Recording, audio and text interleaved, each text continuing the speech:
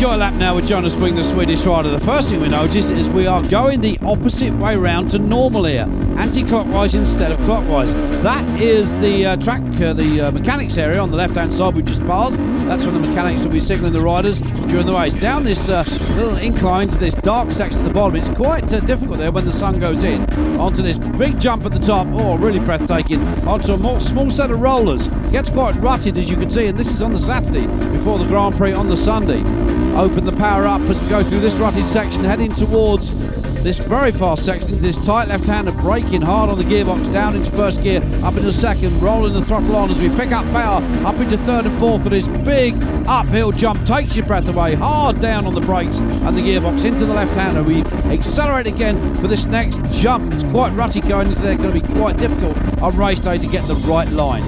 Another small jump here into a tight right-hand corner. Again, this will rut up. Wide line, inside line, opportunities to overtake both. Into this left-hander again, a good braking opportunity for overtaking up the inside. Into these Scandinavian waves, as we've so called them. Starting to get quite rutted, that'll be difficult in the race. Outside, inside line here, up the inside, wide up the top. Onto this next big jump, over we go.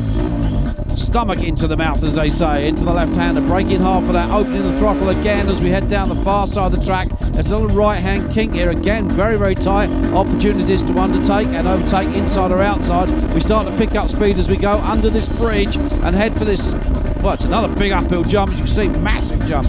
And hard on the brakes as we turn right and accelerate again down this small left-hander on this step-up, double step-up jump that is. You couldn't quite see in the dark. Very rutted here, a chance to overtake on the outside as we jump down this little double jump on the downside into the right-hander as we head towards the finish line, this big jump to finish. Spectacular. I hope you enjoyed the lap here in Uddevalla. It's a beautiful track here in Sweden, in Uddevalla, and I enjoy it a lot. They have done a good job. They have changed the direction on it, and it feels very good.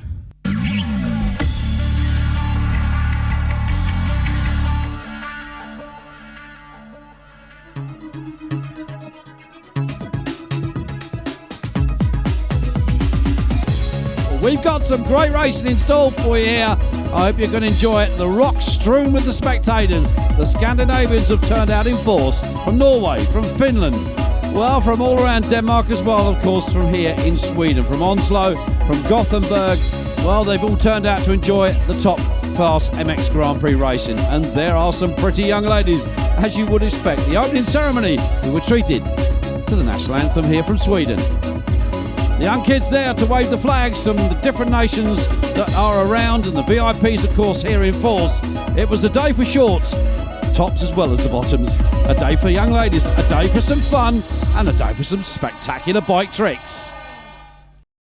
So welcome here again to Uddevalla in Sweden, MX1 Race 1. Stefan Everts on pole from Josh Coppins there in second. James Noble, the RWJ runner, the Brit, there in third. Leok in fourth. I have to say that Noble led that qualifying right up to the last lap of qualifying when he was then jumped by Everts and Coppins. Crockard in 11th, so the Croc start beginning new. Brian Jorgensen makes a comeback. After that back injury, he's down in 19th. Neville Bradshaw with the Motorvision squad in 23rd. The two young ladies, along with Dave Nicol and Foxy, our paddock man, walk off the track. The gate drops. Here we go then. Didika on the inside. Who's going to make the all-important first corner? That looks like a KTM. That could be Jonathan Barragan that's got the jump on the rest. Where is Everts? He's there in second place. You can just glimpse that red plate on the front of the bike. Yes, indeed. It is Barragan that leads it on the number 7 KTM. Everts alongside him. Then it's Tanel Leok. Well, on that Kawasaki number 12. Leok, of course, another great runner this year. Came back with a real bounce from last year. Has done a lot of training over the winter, and he's in there looking for a good position. The Coppins is in fourth. Mellot was behind him, number 4, the teammate to the man on that 72 machine. Of course, that's Stefan Everts going for that 10th world title.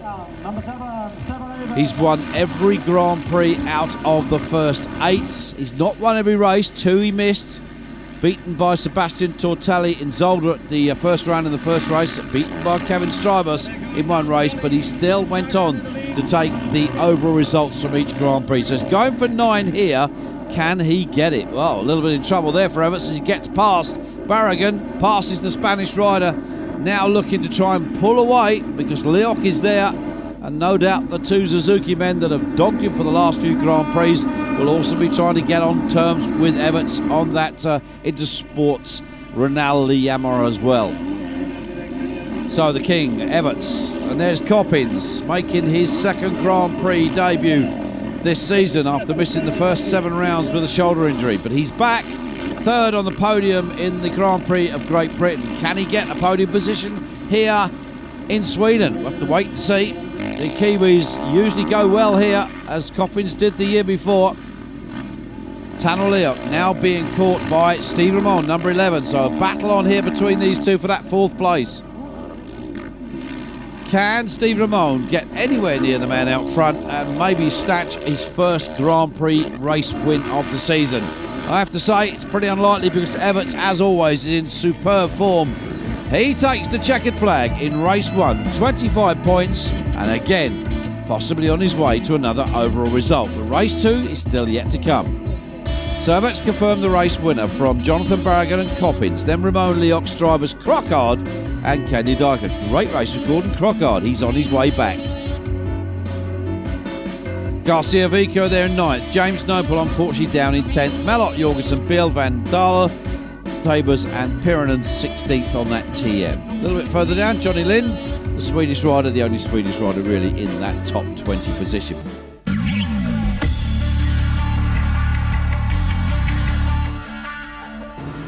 MX1 then race 2, and that's Kevin Strybus on the inside, James Noble right alongside him. Where is Everts? Well, has he got a good start again? He's in there.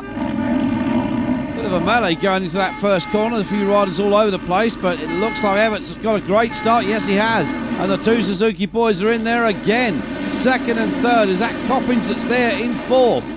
Well, Everts leads. He's out front at the moment, and he's got this one. Well, if he can pull away, he'll certainly do what he did in race 1. Get a big gap, but Coppins has gone to 2nd. Where is Everts? Everts is there just out in front of these two. There he is. So the battle is on between the Hondas, and the Yamaha of Stefan Everts leads this race from Coppins. Then it looked to me like it was, and Everts has gone down. Everts has made a mistake. Front wheel got away. Bike is still running, so he's able to pick it up pretty quickly as Tanner Leok comes around. But Everts has now dropped himself down, I think, to around 5th place. So the King can indeed make mistakes. We've seen it before. And he's made another one here. Well, I'm sure he does this just to give the crowd a little bit more entertainment, because he'll for sure now play catch-up on the guys in front. Coppins, Strybers, Fico, Ramon, Barragan and Everts. 6th place for Everts.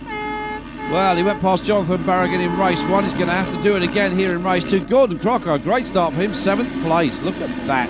Tanner Leok down in 9th. Dyker in 12th. Freeberg's Latvian rider just in front of him. But a good scrap on here, because it's Coppins who leads his first Grand Prix of the season after going out with that shoulder injury just before round 1. Coming back at the British Grand Prix for round 8. He now leads the second race here for round 9. Well, what can Strybers do? He's already got 1 Grand Prix to his name, but he goes through. Coppins pushed back to 2nd place as they go through those Scandinavian waves at the top of the circuit. It's between the Suzuki and the Honda at the moment. There's a pair of Hondas back there as well. One of those was indeed Garcia Vico from the team, of course, of Martin Honda. Paolo Martin not here today, but Lorenzo, their chef, in attendance, but only with 1 truck. Good scrap on here now. This is Steve Ramon, number 11. Now, Ramon seems to have moved up the order a little bit here, so it's all becoming pretty clear. Where is Everts? So Steve Ramon 2nd place. His teammate should be Strybus, that's just out there in front of him. Where is Everts? There's Leok. There's Everts. So he looks to have gone past Jonathan Barragan. Yes, indeed, for the 2nd time now in 2 races. Barragan, the Spanish rider on that 2007 KTM, fights back. But Everts keeping him at bay as he goes past Leok on the uphill section. So Tanner Leok looking a little second-hand at the moment. Not going too well, I have to say. He's had a bit of a bump in that 2nd race, or there's something with the machine, I'm not sure, but he seems to be off the pace just a little bit. But Everts beginning to settle down. He'll start to close in on the guys in front. He'll start to pick their lines up, look for places to pass, look for somewhere to get back into the lead. 3rd place for Everts. Well, still pretty assured of a podium position, certainly on the top step of the podium at the moment. when you consider the two riders that are just out there in front. There are the two Suzukis, Strabas and Ramon. Now remember, these two guys have finished behind Everts twice in a row. They'll be wanting to finish in front of him. This is their first chance to do it. Everts is still there. Leok still in 7th. Garcia Vica and Didika 8th and 9th. Nemeth, Noble, Bill, the Swiss rider on the Yamaha of Dixon Bike It. Then Freebergs, Salvini, Kovalenum, Desal, Prim, and then Antti-Pirinen, the Finn. 18th place, I'm sure he'll do better. He normally does come back, but the two Suzuki riders going at this at the moment. Brian Jorgensen down there in 21st, not a good ride for him. So the two Sylvain Gabor's riders going at each other. There's no team orders, it's about who wins. They win, and that's all there is to it. But at the moment, it is the 24 machine of Stribers that's highest in the championship standings coming in today, so I'm very sure they'll be mindful of that. But it's Ramon that's got past his teammate. He's off.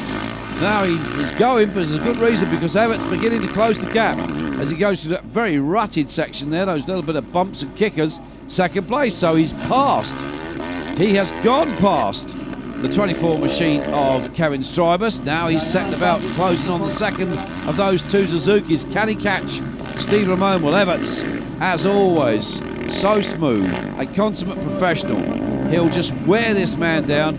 Has Steve Ramon got the energy to last out the entire length of this race, plus those 2 laps? It's going to be a cool thing, but there is Everts. And you can now see the gap. He's shrinking between 1st and 2nd. Everts determined to go away with another 50 points, but he's got to beat that yellow bike. Steve Ramon determined to take his first Grand Prix win of the season. It won't put him on the top step of the podium, because at the moment, as things are, Josh Coppins will occupy the 3rd step. And that would give him his 2nd podium position for his comeback career in this 2006 Grand Prix season. But Everts is on the gas, and I tend to think that Ramon is beginning to tire. He's looking a little bit second-hand on that bike. He's put it all into the first few laps, but he's got a rather large task on his hands, I feel, because Everts is as fresh as a daisy. He's looking for the pass up the inside, and Ramon just cannot fight back. He's thrown the towel in. He said, OK, 2nd's going to have to be good enough. Garcia Vico on that 17 bike going through, dropping down the order, but it's Everts right at the front where we normally expect him to be.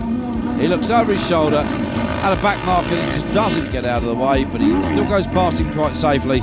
Everts on course then, his 2nd checkered flag of the day, 50 points, he's on the top step. What more could you ask from the king? So confirmed, Everts and Ramon from Strabas. Those two Suzukis were there again. Crockard, 4th place for the Crockster. Coppins 5th, Nemeth, Garcia Vico and Noble. Sorry, not the 7th, he was the 27 machine. Didika, Bill, Prim, Freebergs, Kovalainen, Pirinen, Bradshaw and Salvini, the top 16. A bit further down, Sal, Brian Jorgensen 19th, Aga Bobkovs there, and Scott Collum only 23rd. Out of the points from the Kiwi rider. Grand Prix results, and Everts takes it from Ramon and Coppins. Strabas pushed to 4th. Claude Crockard 5th. Garcia Vica, Didika, James Noble. Still a good result for young Noble. Barragan only 9th. Didn't finish the 2nd race. Nemeth, Bill, Leok, Pirinen, Jorgensen, Preem. Mellot, top 16. Freebergs, the Latvian rider, 17th. Good result for him. And Neville Bradshaw scoring points again on the Suzuki. There he is. Everts, the GP winner, with his son Liam. Another red plate, and I'm sure it'll be Liam that gets to hold it. Here in Sweden for the last time, Everts does what Everts does best, that's win. And what more can you ask for a champion? And to present that trophy to him is Håkan Andersson, a former MX World Champion from, of course, Sweden. The red plate will be presented, as always, from Wolfgang Schrubb, the CMS and the FIM President. And of course, I think it'll be Liam that gets the red plate. Well, at the beginning it was tough, you know, everybody was still fresh and I was going very fast, and at one point I was in 3rd position and it was hard to catch the Suzuki guys, but then at one point they started to slow down, and as soon as I saw that, you know, I could go a bit faster, and then three laps from the end I saw Ramon. And I thought it was possible to catch him, and I just made 3 perfect laps on the end, and I pushed everything I could, and finally I could pass him in the back. Passing me did, it's been hot here today, and so is the racing on the track. That's been great action from the both classes. The world standings here for MX1. Everts extends his advantage from Strivers. Leoc, Ramon Didika, Barragan, Vico and Pascal Leray, who had not a great day here today in Sweden, believe you me. Cedric Mellot, Manuel Preem, Julian Bell, James Noah, Brian Jorgensen, Martin Van Dalle and Antti Pirinen 15th. Tortelli dropping down the order. He won't score any more points. Gordon Crockard gets himself up to 17th and Josh Coppins 19th now, 72 points from 2 Grand Prix. Steven Sword out with injury. Yamaha still at the top, being chased by Suzuki, Honda, Kawasaki, KTM and of course TM with the one bike with Pirinen. But it's Everts, the master, who's done it again.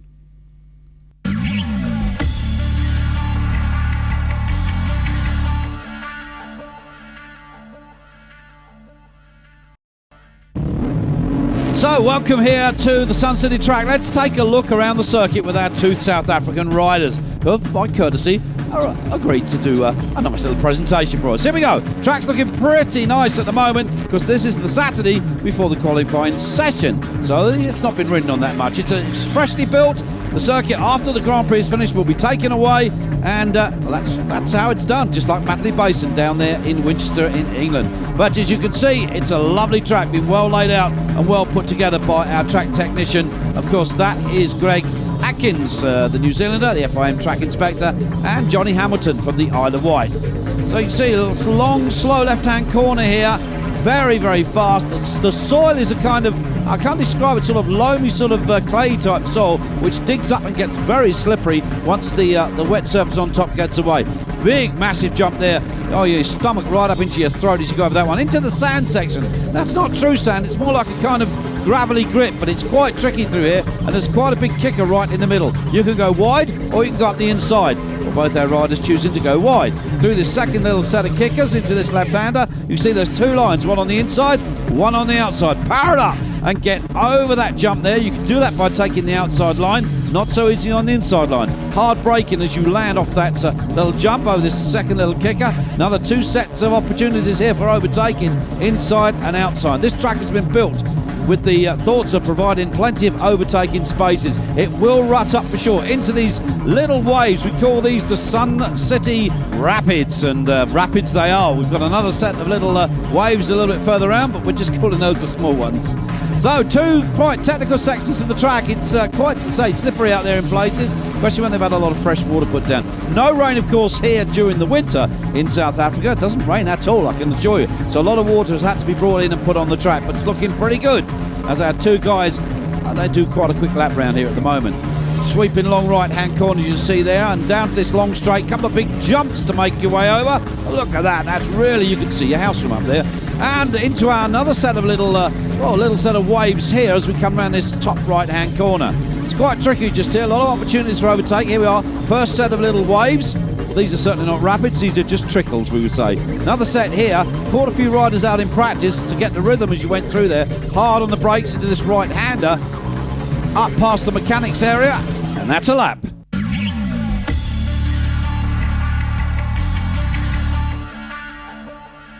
Here we go then, MX1 Race 1 here in Sun City, South Africa. Remember, next year we go to Durban for World Motocross.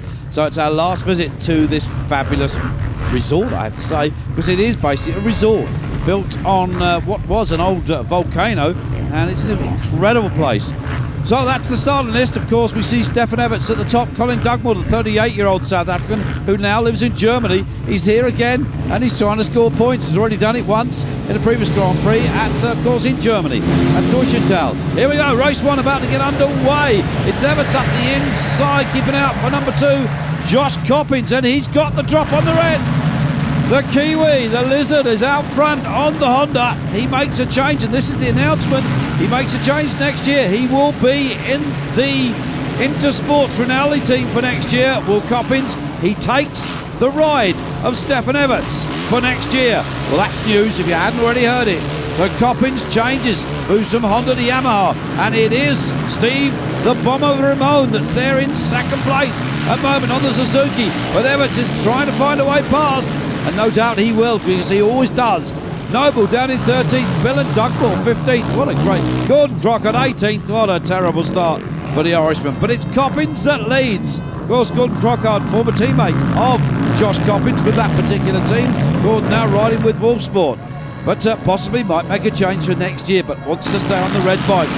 But Coppins now under pressure from Everts. Everts goes past. Coppins almost makes a mistake. The track's starting to get rutted. It'll be tough in race 2 because the sun starts to go down and it's tough to see the lines on the track. But Coppins is fighting back. We saw this last year in South Africa as they go through the Sun City waves. We saw Everts make a mistake there in race 2, you remember, and gave the result to Coppins, who took his first overall Grand Prix win of the season. So will Everts make the same mistake again this year? I have to say, very, very unlikely. But great battles going on further down. Wyatt Avis and Kenny Dyker. Well, Avis riding out of his skin. The South African, of course, responding to the support from the home crowd here. But that's Kenny Dyker, the big lanky Belgian, trying to muscle his way through. And that's Tano Leop on the Kawasaki following those two. There is Mellot. Well, Mellot being caught now by Dyker, who has passed Wyatt Avis. So Wyatt Avis still having a great ride. 10th place. James Noble there alongside with him. Oh, a mistake there from Mellot. Uncertain as to his future for 2007 as yet, but Dyker will be staying with the team that he's with now. Julian Brill still there as well on that 25 machine, the Dixon squad. But because the Swiss rider not having the greatest of times. Steve Ramon, 3rd place. It's Coppins at 2nd. The Everts that's out front. Well, kind of reminiscent this is, isn't it, of a few other Grand Prix, because Coppins, this is now his 3rd Grand Prix back after that injury that he picked up at the start, well, before the start of the season. In fact, a week leading into the first round, he got injured, dislocated his shoulder, and only came back at the British Grand Prix in Matley Basin. Rode in Sweden, but it's Everts that's going to take the first checkered flag of the day in the MX1 class. Coppins will come home, I think, and finish in 2nd place. Little reminiscent of last year. Ramon held on to 3rd from Leoc and Dyker. Mellot, Pascal Leray and Manuel Cream. Good ride from him on the Yamaha in 8th. A little bit further down as we go to top 16. Kevin Strabus had a terrible start, worked his way right up from 20th to finish 9th. Bill, Pirinen, Barragan, Avis, Vico, Crockard got to 15th, and Dugmore 16th for the 38-year-old. Well done, Colin. Everts on top, heading for his 10th title.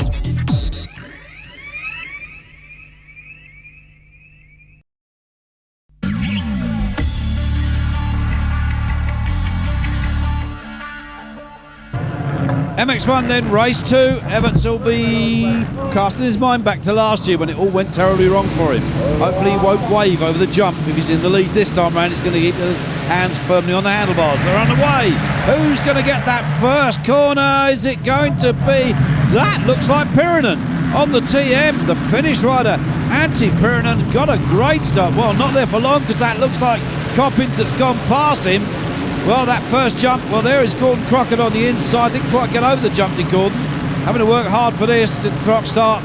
Not a good finish in race 1. He actually got lapped, but Gordon had a 5th in the previous round at Sweden.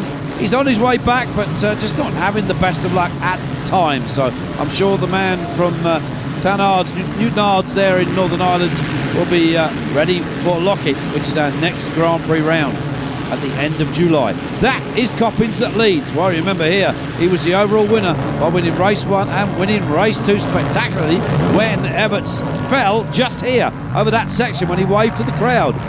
But look at Pirinen, what a great ride for him on the TM. It's a much heavier bike to the other machines that have been ridden. It's still got the old perimeter, what they call tubular frame on it, so it's quite heavy. Most of the other bikes have all got now alloy frames, but of course TM bringing in a new bike for next year. Pirinen, I think, maybe he'll be making a change. We'll wait to see. Coppins leads, so 3rd Grand Prix back after missing the first Grand Prix. But Josh Coppins still not 100% fit by his own admission, but certainly showing that he's got the speed to take it to the rest. Steve Ramon, number 11, looking to go past Pirinen, and he does, I think. But Pirinen fighting back. One of the most likeable young men in the paddock. Antti Pirinen got a, well, that'll be a South African rider that's probably fallen off there.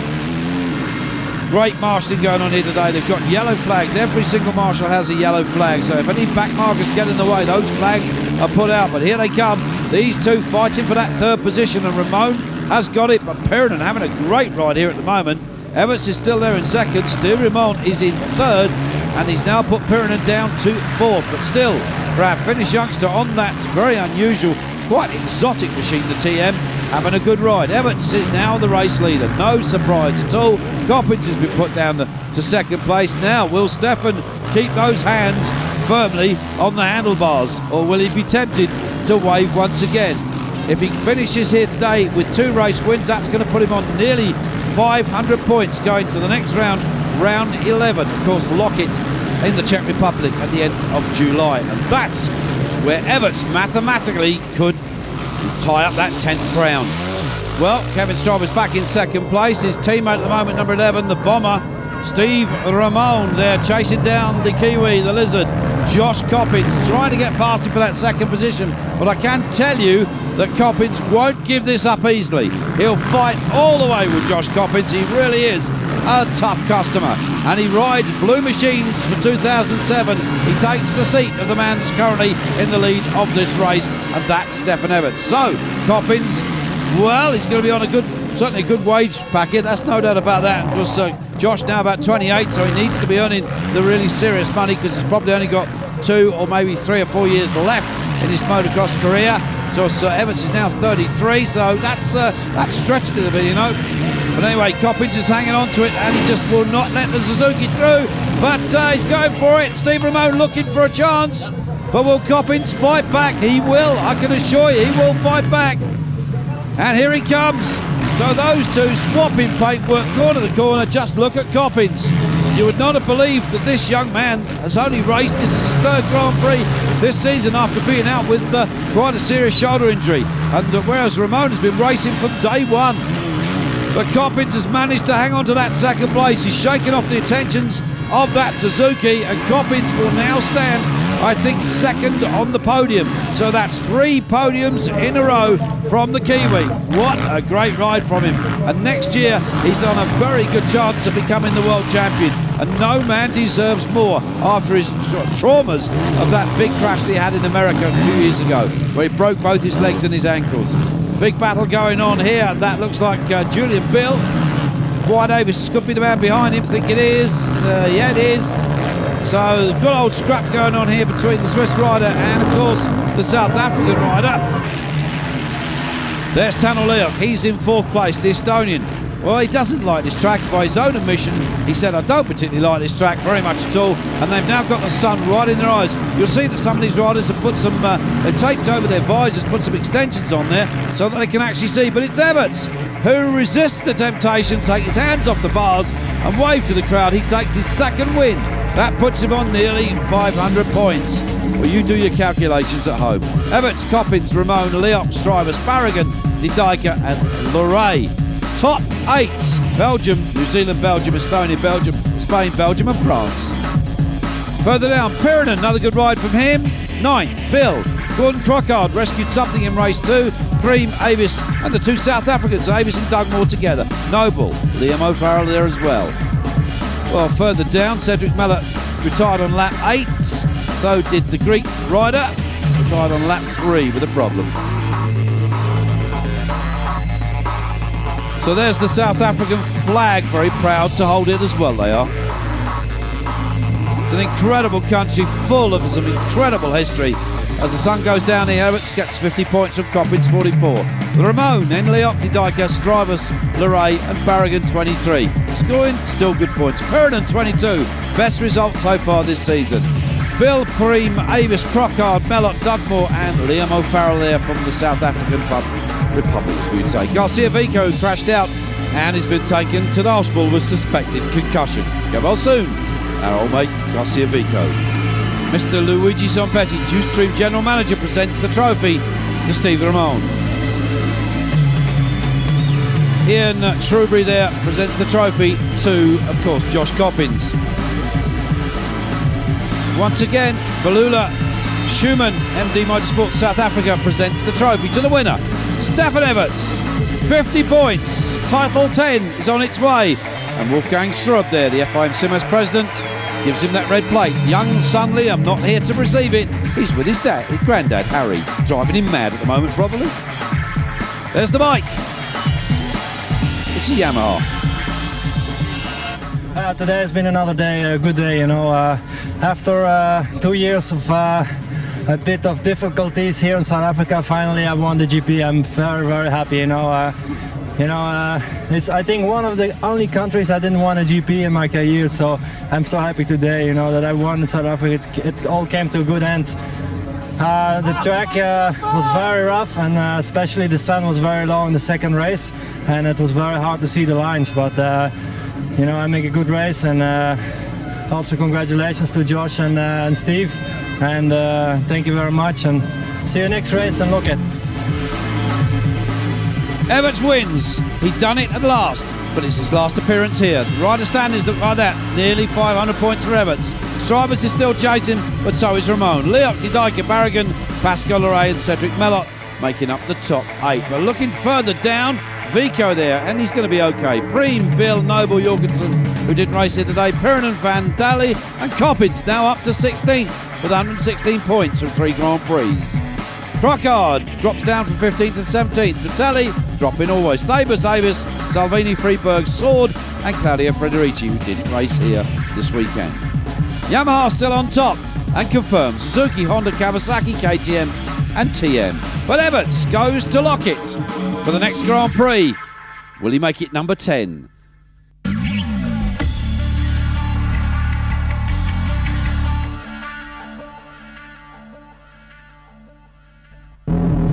So let's take a lap then with Michael Martin Joseph Dobes around the circuit here at Lockett. That's the start straight. Very important to get a good start here into this sweeping left-hand corner. If you don't get the start, you are in serious trouble.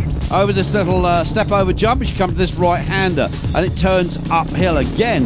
That start is so important at the circuit here in Lockett. On the uphill section, very fast. It's quite wet here today because we've had a lot of rain just now, but it'll be dry on Sunday. Down the downhill, the big downhill section, and that's up the other side. You pass the finish point just there, and then you turn sharp right, where the old mechanics box used to be. They're not here this year. They've been moved past the Kiachi signs on that massive downhill jump, and if you get it wrong down there, you are upside down by the time you get to the corner.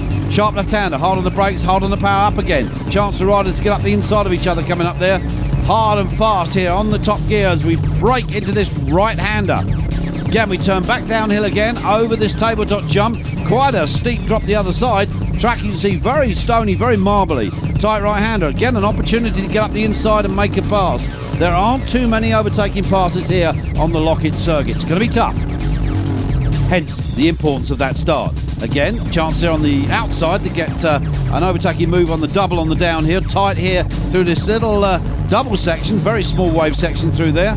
Again, very rough the track. It's very wet over that massive tabletop at the bottom. Hard brakes here. Again, a chance to get up the inside. Push a rider wide, hopefully not off the track. Again, through that little ripple section there. Again, hard right, hard on the brakes before you get in there. Hard on the power coming out. Fettle in the clutch and feathering the throttle as you come around that left-hander. Hard on the power, up the gearbox once again as you head for this uphill jump. Dropping on the downhill side of it, making your stomach go right up into the back of your throat. Again, it's another small jump into this right-hander.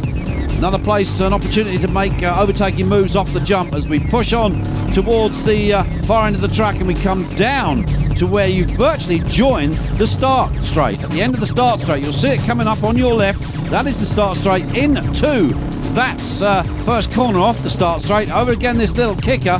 We turn right again and we head uphill for the second time on this part of the track. This is almost a complete part of the circuit. Over this small uphill jump, on with the power.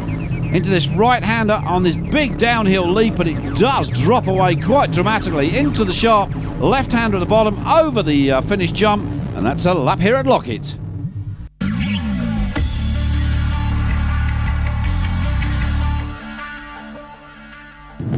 So welcome once again back here to our coverage of the Grand Prix here in the Czech Republic. It's Lockett, and what a fabulous circuit it is as well. MX1 Race 1. Kevin Strybus just nicked it from Stefan Everts right at the dying moments of qualifying. Good to see Brian Jorgensen back after that back injury with Martin Honda, of course. Garcia Vico not making it here. Apparently he missed the plane or they'd gone on strike or something, but he did land on his head last week, so maybe he's forgotten where to go. Gordon Crockard qualified 19th. Cornel Nemeth there, the Hungarian rider, 23-year-old. The dude, the ex-American third in the Freestyle Championship. Here we go then. Remember that first corner up, and there they go into it now. Who's got it? Oh, Everts nearly went down there. You see that foot go out? Well, Everts keen to get a good start. Tanner Luke didn't get a pretty good one there either, I can tell you that, but no doubt about it. And it looks like Coppins has gone into the lead. Everts has gone to second. So you saw, if we saw a replay of that, you'd see that foot go out. He almost lost the front wheel, but it's now his nemesis. Everts is the man that can only really put him under pressure, and he's doing it just here now, but he's lost it. So back to second place goes the Kiwi kid. It is Josh Coppins making a return to Grand Prix. This will be his 4th Grand Prix on the podium all 3 times. On the podium in the UK, in the podium also in Sweden, and the podium in South Africa. Well, another little walk going on here, and that is Cedric Mellot, teammate, of course, the man out front, Stefan Everts, and he's got, yes, the number 11 bike of Steve Ramon. Remember Ramon on the podium at the last Grand Prix.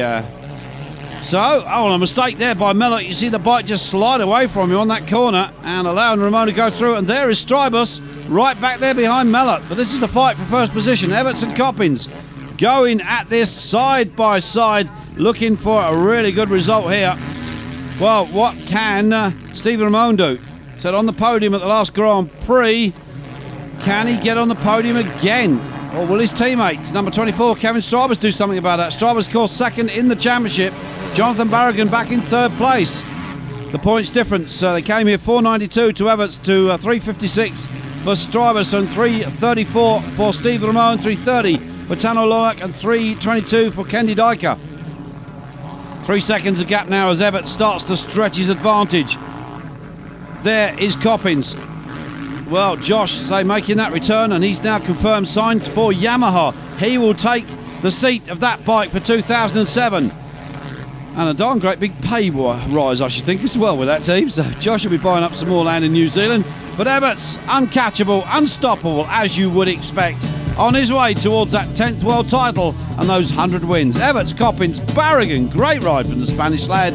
Then it's a whole host of Belgians, Ramon de Dijker and Strybus. James Noble with Tanner Little behind him. Good ride there from the RWJ man. Pascal Leray, Wyatt Davis, the South African from Prima, and Disal, Salvini, Nemeth, Freebergs, and Mellot dropped down to 16th place. He pulled out, actually to get a stone out of his boot, can't think why. Marco Kovalainen in 17th, and Gordon Crockard 20th, 1 point. He'll be disappointed with that.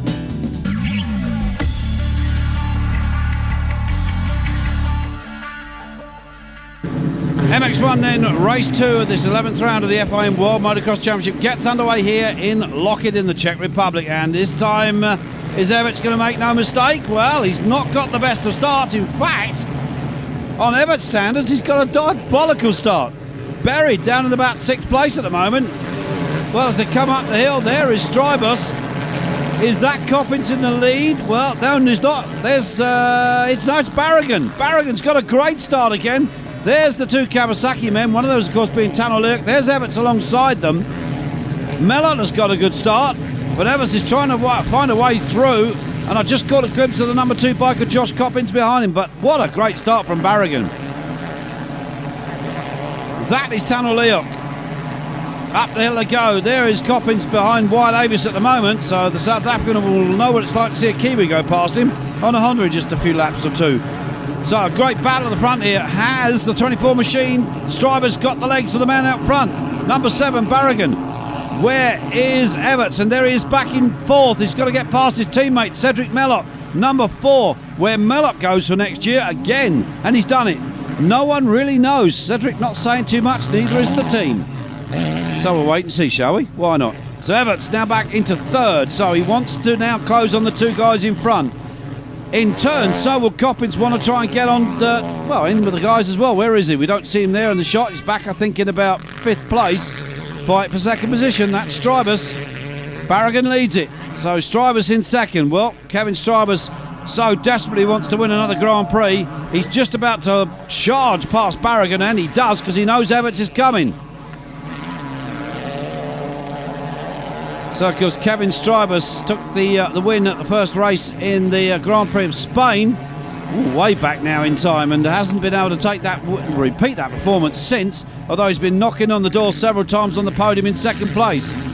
But at the moment it's Everts who's having to deal now with the young KTM Charger, the apprentice of the team, the only remaining man in the KTM MX1 squad.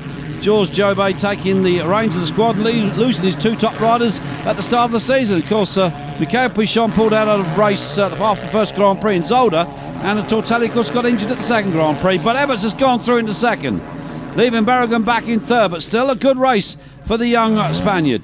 Fight for first position. Everts, Strybus.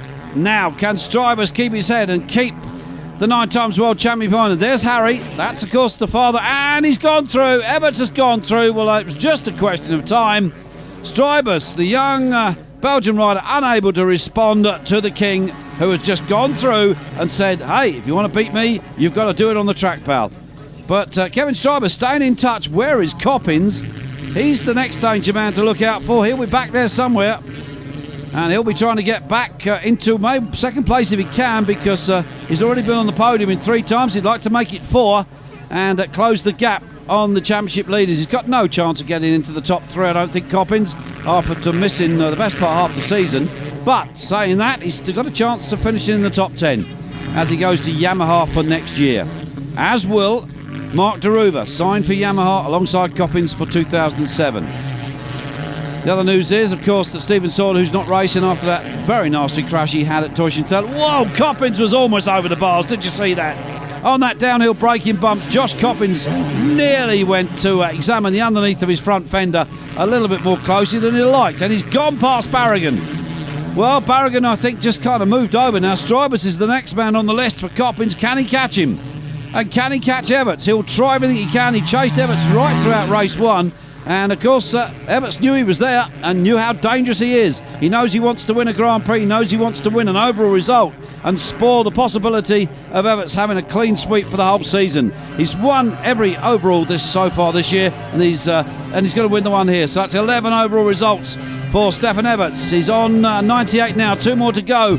Will he do it at Namur to make it 100? Everts from Strybus. Coppins couldn't do it. Finished in 3rd, but he's on the podium. Barragan, Ramon, Didaika, Crockard, a better race from the Gordy. 7th place from Cedric Mellett in 8th. Didn't stop to change his boot this time. We'll take a stone out of it. Tano Leok, Manuel Preem, White Davis, the South African. James Noble got a good result for the Brits on the RWJ Honda, finishing in 12th.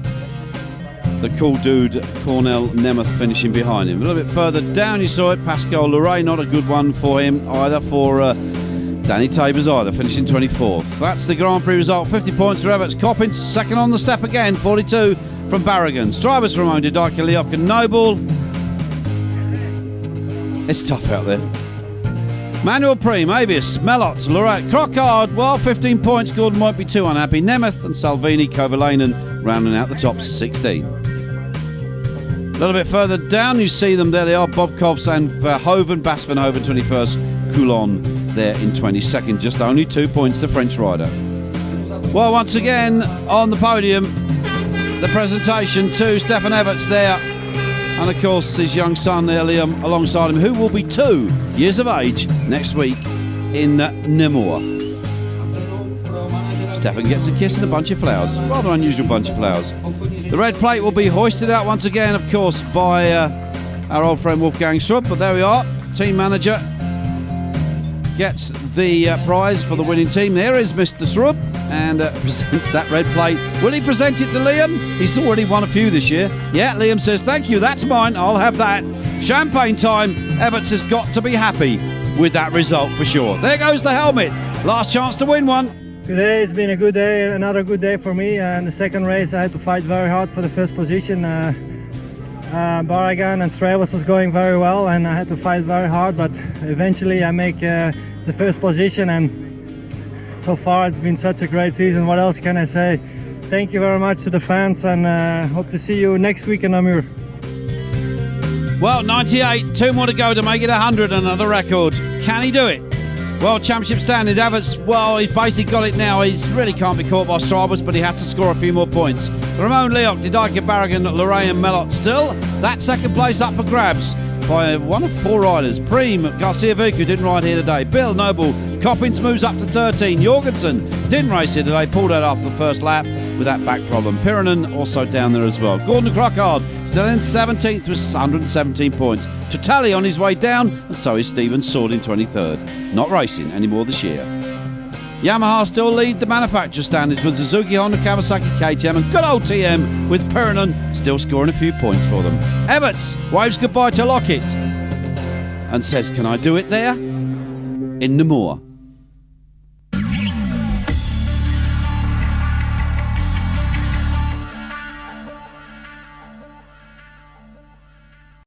We are in Namur on the fantastic track of the Citadel, and with two fantastic guests, Stefan Everts and Dennis Verbruggen.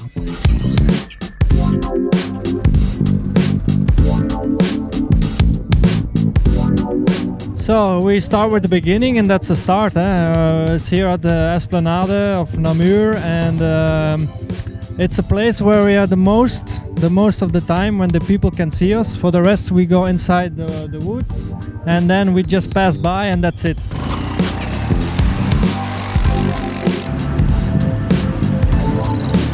Yeah, the end of the first part, and we have a very big jump going into the woods. It's kind of difficult because you need to have the perfect timing, because after that we have a very difficult left corner which is off camber and is going to be very slippery.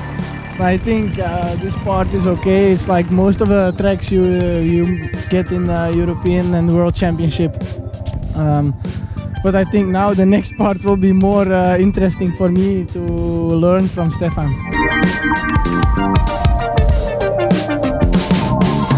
So we're arriving here at the first steep uphill, which is a right-hander, and this uphill is coming always very rough with many bumps. And also this place is a good place for passing, because the line is going outside to keep the speed to go up, but if you go across from the inside it's possible to make a block pass, but then it's more difficult to get up the hill. This is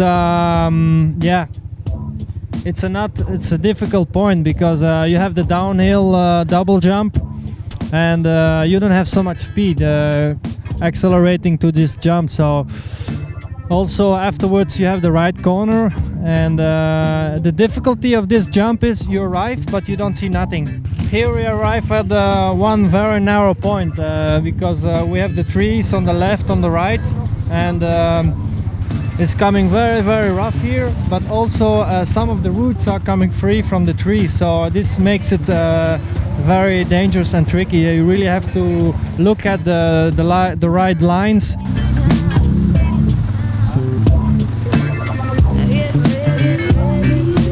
This place was the magic place for me, especially in the first race.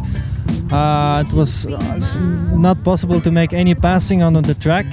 The conditions were so bad after the rain, and at one point I was thinking I have to pass somewhere, must be possible, and then I find this magic place.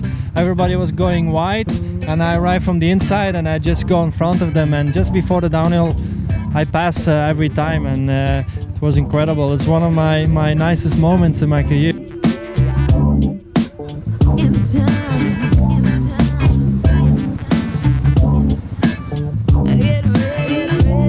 Do you like a beer?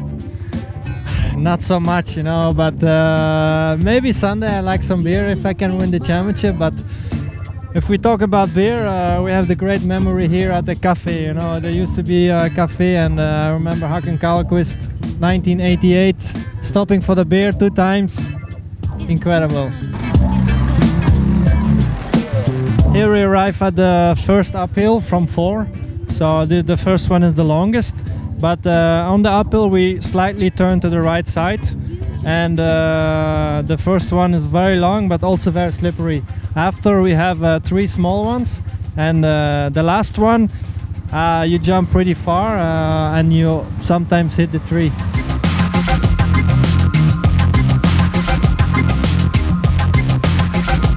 We are back on the Esplanade, and that's where we started. Also the last jump is pretty difficult, because you come from the dark and you go up the hill and you see only the sky. Now I know the track because Stefan gave me some good advice, and I try to do my best at the race, and we will see what it will be.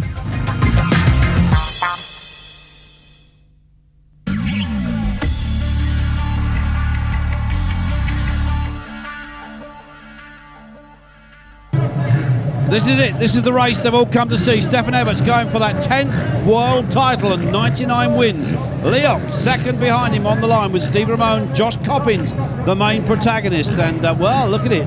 Further down, Jonathan Barragan, Pirinen, Freeman, Noble, Cedric Mellot, 9th. Pascal Lorraine, 10th. Garcia Vico there as well. So Christian Beggi, the MX3, finished 3rd this year. Did Christian with the team of Honda Martin. Wyatt Davis in there as well. The start gets underway. Here we go. Who's it going to be? It's going to be, well, it looks like Mellot in that newly turned out yellow outfit. Well, I don't know where he got that from, but it's certainly very striking. You know who it is that's in the lead, and that is Mellot for sure, but it's Everts. In second place, that's Pascal Lorraine. 3rd, then it's Steve Ramone. Josh Coppins is there as well. So it's all to play for. And of course, there's no doubt in my mind, and surely out there, and many of the fans here today, that it's got to be Everts. He's got to win both races. He needs to obviously finish quite high. He needs 150 points going, of course, to the last 3 rounds to be anything more than 150 points in front of Kevin Strybus. And I have to tell you that Kevin Strybus had a big crash yesterday, landed quite heavily and has suspected broken ribs, although, oh, look at Mellot playing with his teammate Stefan Everts. And, well, Cedric Mellot with no real plans as to where he goes next year. Certainly, well, it's not going to be the teammate Stefan Everts, that's for sure. Got different kit on. He's on the same bike, the Intersport Rinaldi Yamaha, but Stefan has gone through. Ramone now up into 3rd. Where is Coppins?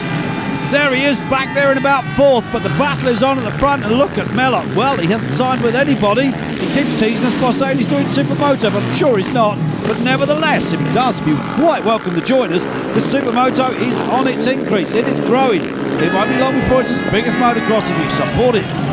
And look at that now, and Steve Ramone goes through into second place. Mellot down to 3rd. Where's Coppins? Got to be back there in 4th somewhere. I just got a glimpse, and there he is. It's now 3rd place with Coppins, so he's gone past Mellot. So the Kiwi boy from Motueka down there in southern or the South Islands of New Zealand, of course, will be riding the blue bikes. The Intersport Rinaldi team have signed him up for the next 2 years. It's his big chance to become world champion. With Everts' departure at the end of this season, Coppins has surely got his best shot ever of becoming world champion. He's got the machinery. If he can stay injury-free into the season and through it, Coppins has got to be the best bet for the new king on the block for the end of 2007. However, Steve Ramone, his teammate, back in 10th place at the moment. That is Kevin Strybus, riding with those either bruised or injured ribs, but it's going to be Everts then, who takes checkered flag, 25 points, race 1 here in front of his adoring crowds here at the Citadel Nemours in Belgium.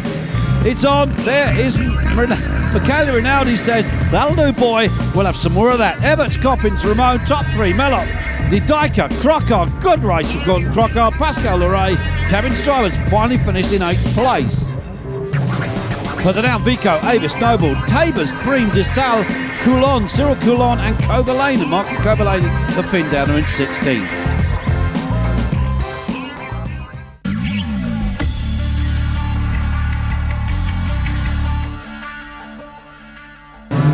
Here we go then, race 2, MX1 class gets underway, the gates drop. Who's going to make the all-important first corner? And blue outfit this time, that's Cedric Mellot. Where is Everts?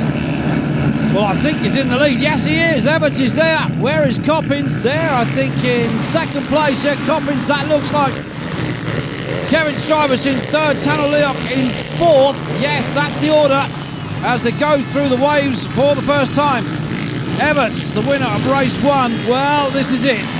You are about to see history made here in Nemours, the famous Citadel circuit.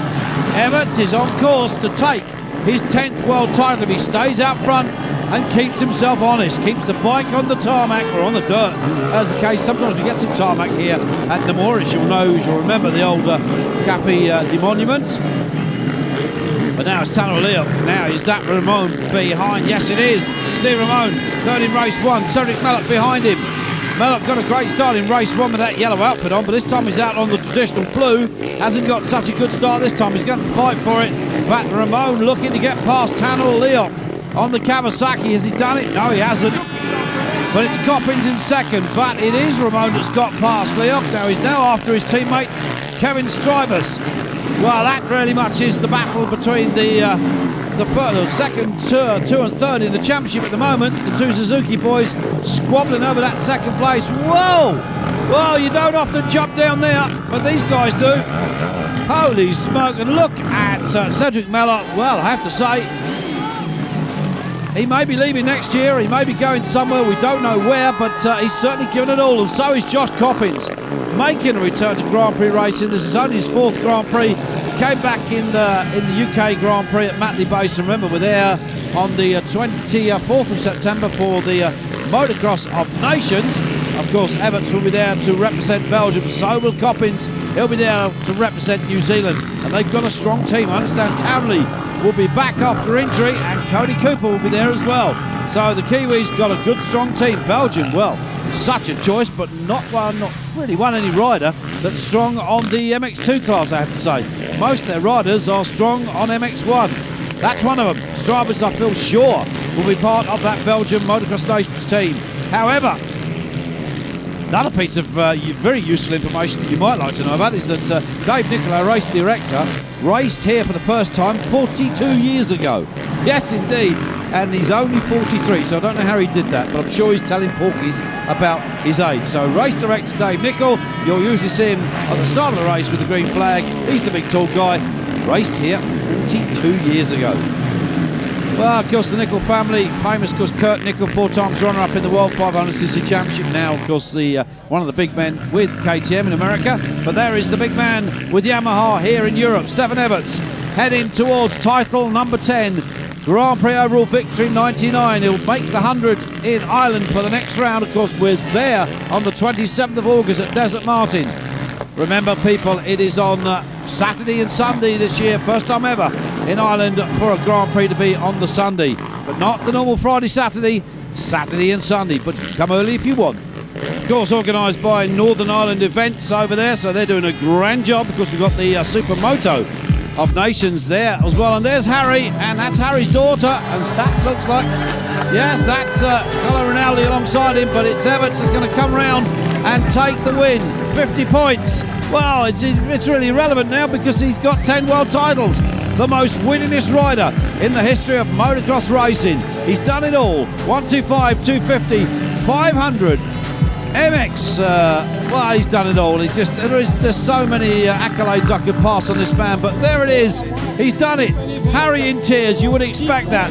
Michele Rinaldi, the team are going to, and the supporters are going to give him the normal speedway bumps. There's his son Liam, just 2 years of age, on the Saturday. Kelly will be there as well. She's on the, you just see her behind. That's Harry, his father. The tears are running.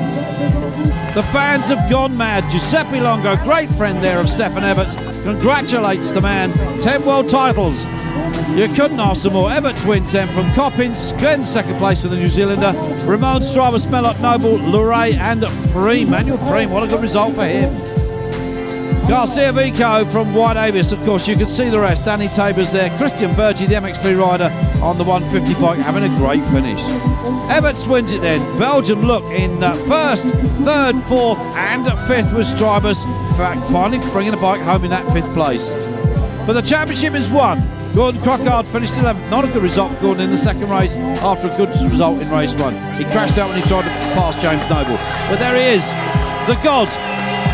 El Supremo, the top gun of the sport, Wolfgang Schrupp, presents him with that special commemorative 10th plate.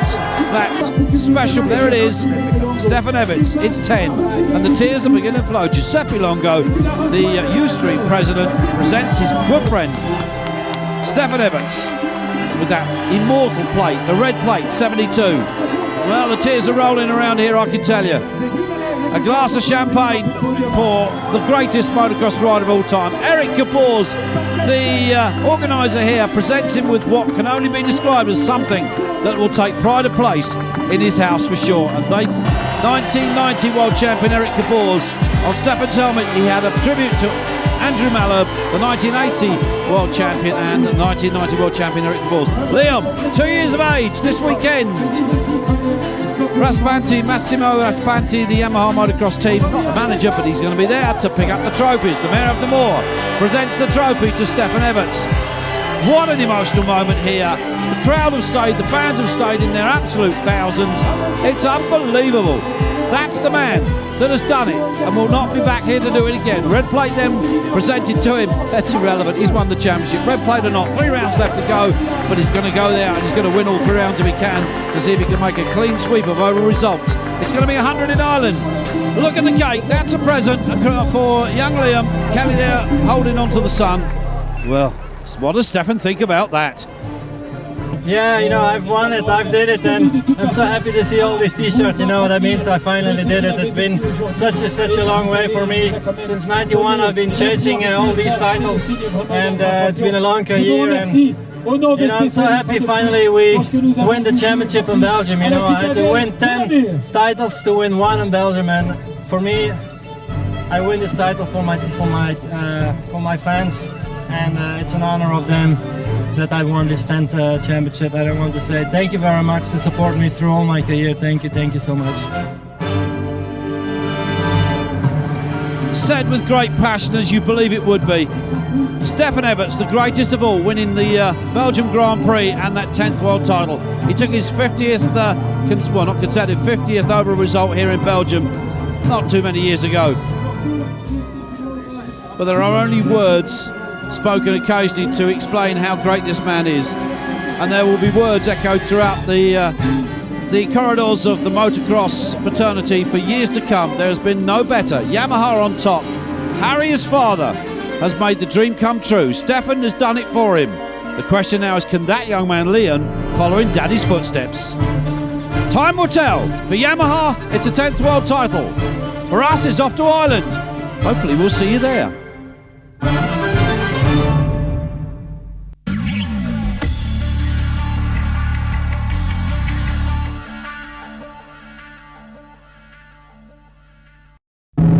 So let's take a quick look around this superb track of Desert Martin, courtesy of Sean Simpson and Gordon Crockard from the Wolf Sport Honda team. Well, that's the start into that first right-hand corner. Pick up speed over this enormous uphill jump, travelling down to this sharp right-hander where you need to just pull up a little bit.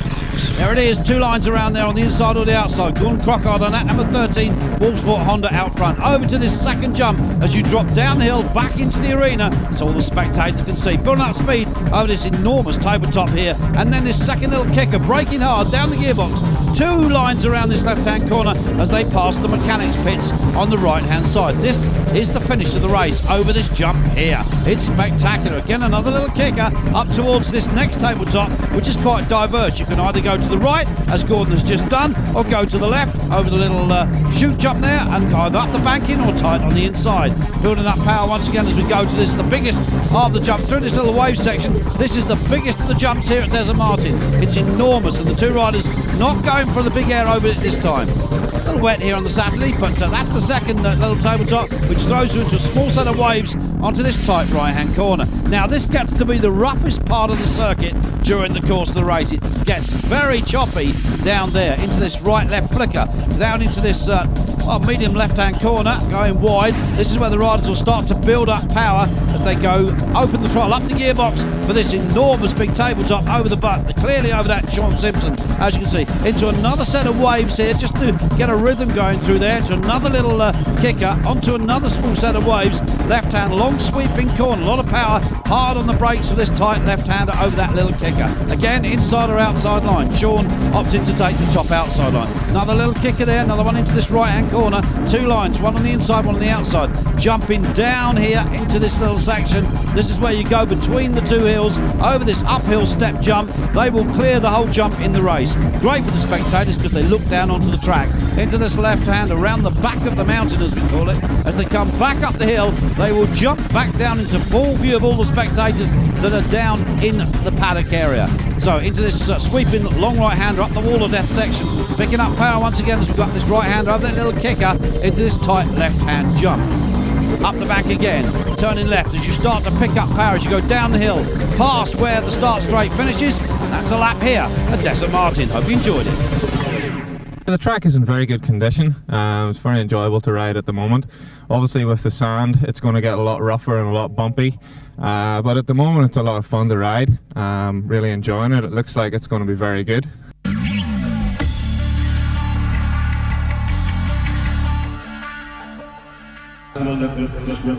So here we are. This, of course, is Desert Martin. We are here on the starting grid for the first of the MX1 races. Josh Coppins then on pole. Steve Ramone, and it's the first pole for Coppins this year. Good result for Antti Pirinen, who will be leaving the TM squad and will be replaced by Manuel Preem, the Yamaha rider. So not quite sure Antti will be going. James Noble there, who we spoke to shortly, just a short while ago, on the RWJ Honda, finishing 17th qualifying. Here we go.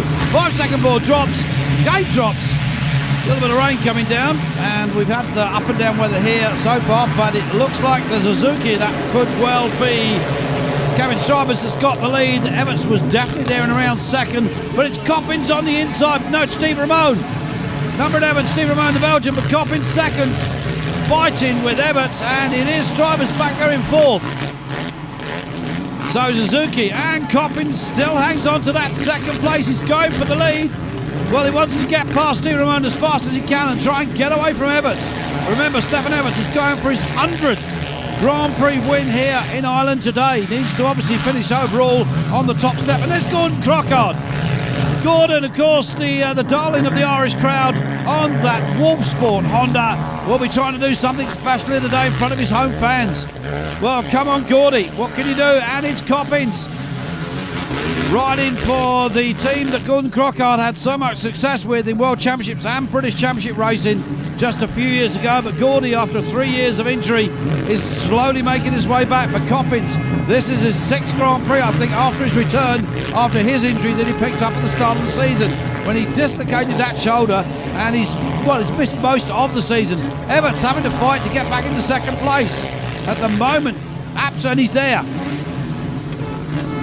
So Steve Ramone playing a little bit of a hard goose at the moment, not allowing the newly crowned 10th, the newly crowned, of course, MX1 champion, his 10th World Championship, of course. He did that in Namur just a few weeks ago.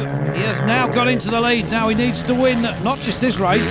Well, he can finish second in this race if he wants to, but he's got to win the last race to take the overall result to get that 100th title, another record in the making for this young man, Stefan Everts, well, 33 years of age. And Kenny Dyker, well, now going past the number 24 machine of Kevin Strybus. And now third, so did Dyker, the teammate to Josh Coppins, who was in second place. Now, is he still there, or has he been able to get past Stefan Everts? Well, that's a tall order. The 6'4" Belgium, so gangly on that bike. He's got such long legs. There's Coppins, still in second place. So the Kiwi kid making his comeback. He's been on the podium every round since coming back. Second step, third step, can he go one better? He's back, right back with Everts. Well, Stefan knew that if Coppins had been fit at the start of the season, that would have been the man to give him a run for his money. Tortelli, of course, is out. We've got an injured rider on the ground. Yellow flags are waving. I think that's Wyatt Davis, actually. It's gone down, but there is Everts. A little mistake almost there from him, but he's going to take the checkered flag and take race one win. He knows Coppins was there, and he was right behind him. Everts, Coppins, De Dyker, so the two Honda Britain men there, first and third. Strybus, Crockard, great result. Nemeth, Preem and Barragan, the top 8. Pirinen, great result for Antti, that's 9th. Veggie, the MX3 rider, in 10th. Steve Ramone dropping to 11th. Leoc in 12th. Well, not a good result for him, that's for sure.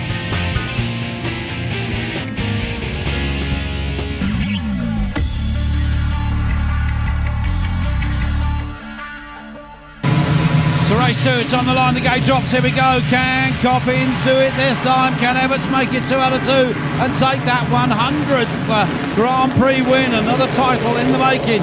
Well, not so much a title, it's a record. But here they go, they're all through, and not a good start for Pascal Lorraine, number 6, and the two Suzuki's there again. Jonathan Barragan, there's Gordon Crockard. Good start for Gordy. Can he hang on to it? Over this set of 2 little jumps here, it's quite gnarly through there, believe you me, it's quite rough. Here they come, and well, that's Gordon's gone down. Crockard has gone down, but it's Steve Ramone in third place at the moment. Crockard down, and I think he's injured his ankle. He did something in the first race, but he's done it again. So hard luck for that Honda man, the Wolf Sport Honda man, Gordon Crockard, the local lad. But there is the fight.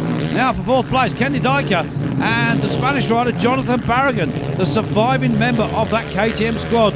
Tortelli out and Pichon out. well, Pichon decided to lead, basically. He's still racing with KTM, but just doing selective nationals. But there we go. This is the battle for first place. Coppins still has it. The rain has started to fall. Could this affect the concentration of our two riders? Well, we'll have to wait and see. But no, Everts has said, hey, I've had enough of this, mate. I'm eating your roost. I'm going to get through and get out in the lead, get that normal 6 seconds gap. But I'm sure Coppins is not going to allow him to do that. Josh Coppins has certainly been knocking on the door, and Everts now has that 10th world title safely tucked up at home on the mantelpiece, well, at least the trophy anyway.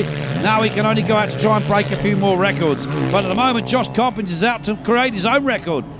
After missing half the Grand Prix with that shoulder injury, he's on his way back, and he's giving the King the real lesson that we've all been waiting to see taught to him all season. Because I have to say, Stefan's really had it much his own way.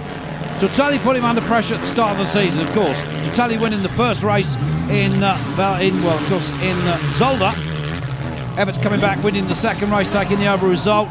Tortelli went after him, of course, in the second round and crashed out. But look at these two, and well, Coppins is paying no respect to the new world champion. He's saying, look, man, if you want to win this race, you're going to have to do it. You're going to have to beat me, and I'm out there, and I'm determined, and he is determined. So many people have said, you are the only man that can beat Everts. And at the moment, he's proving just that. Now, can he beat him? Can he stay there to the checkered flag? It's a long race. It's a toughie. And Everts is there on that Intersports Yamaha, because after his retirement, Stefan's going to be concentrating very much on the training sessions with, of course, down there with his father, who runs those training schools down there in Spain, courtesy of Intersport. And of course, if you want to ride like the 10 times world champion, his father, 4 times world champion, check it out. The Everts Racing School down there in Spain, courtesy of Intersports Holidays. At the moment, who is that? Is that De Dyker? Is that Coppins? That is De Dyker, or teammate to the man that's out front currently. Is he in third? There is Strybus. We seem to have lost Steve Ramone. He seems to have gone missing. There is Kevin Strybus, 5th place for him at the moment. Well, the battle is very much on for second in the championship. It has been won by Stefan Everts, but it's about who's going to carry number 2 and 3 or 4 for next year. And De Dyker closing up on, well, he just looked over his shoulder and has let him go straight through. So we've got a fitness situation here for Strybus, or has he got a slight injury that he's not telling us about? But there is Coppins, and he's gone past Strybus. Coppins has lapped up to 5th place. This is incredible. Oh, a mistake there for Coppins on the way down the hill. That could have been disastrous. Coppins is on the limit, there's no doubt about it. 110% from the Kiwi kid. He is going, and he's lapped up to 5th place. I do not believe this. Never been seen before, I think. Only Everts has done things like that, but not often. But Josh Coppins is on a mission, and only one place he wants to be, and that's on the top step of the podium.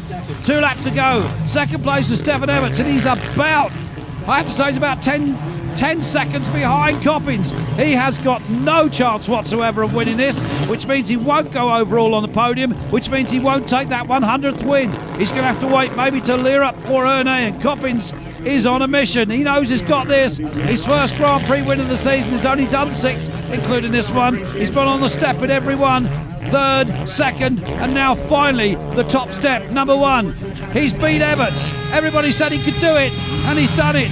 The Kiwi kid says thank you very much. And Josh Coppins, the fastest lap, 1:57.786. What a result. Everts 2nd, Barragan held on there to 3rd from De Dyker, Strybus, Manuel Priem, Cornell, Nemeth and Tanolia with an injured shoulder finished in 8th. Oh, James Noble finally picked up his bike after disastrous first race to finish 9th. Can't believe that. That's just incredible. Up to 5th place from Coppins. That is unbelievable. Young Wayne Smith scoring points there in 18th. Gordon Crockard retired eventually. Tough one for Gordon. Coppins the winner by way of that second race victory over Everts and De Dyker. So the 2 Honda Britain boys 1st and 3rd. Gordon Crockard just 16 points. Injured ankle. He'll be back in Leerup for sure. Young Neville Bradshaw there and Wayne Smith, 10 points apiece, 17th and 18th. Mark Jones scoring 6 points for his first Grand Prix ride.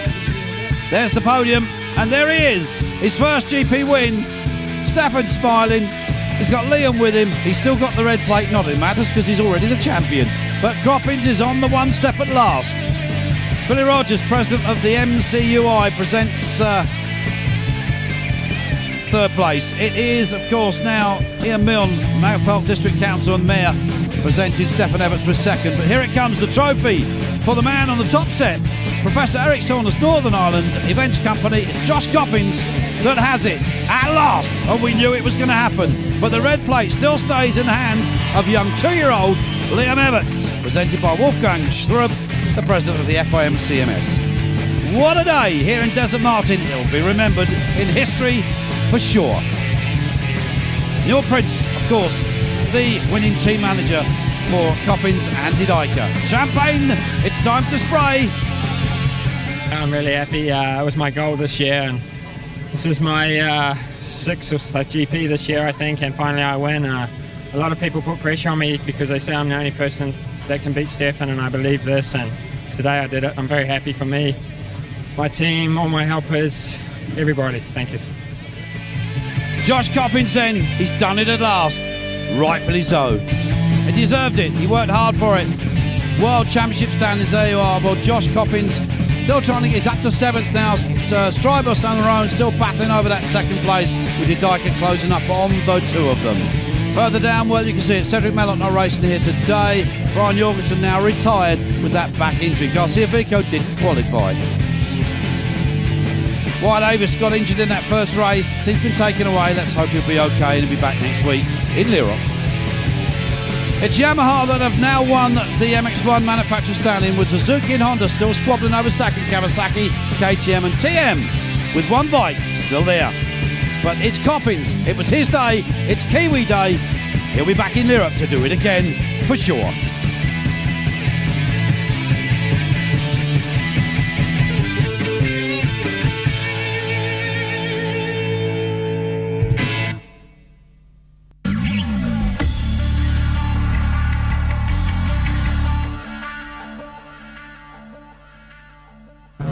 So let's take a look at this fabulous Lirop circuit with Denny Philipparts, a younger brother, of course, to David Philipparts.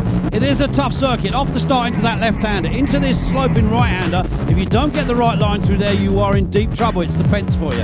Into this left-hander here. The track at the moment is extremely smooth. It won't be like this on race day.